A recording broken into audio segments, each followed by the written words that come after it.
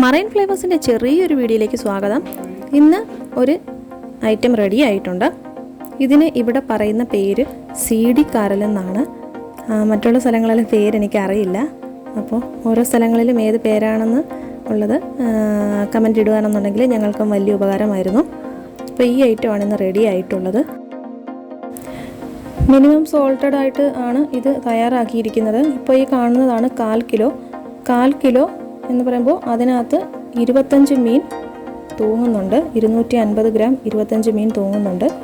അപ്പോൾ 1 കിലോ ആകുമ്പോഴേക്കും 100 മീൻ തൂങ്ങുന്നുണ്ട്. അപ്പോൾ ഇതിൻ്റെ ഡീറ്റെയിൽസും കാര്യങ്ങളും എല്ലാം ഞാൻ ഡിസ്ക്രിപ്ഷൻ ബോക്സിൽ കൊടുത്തേക്കാം.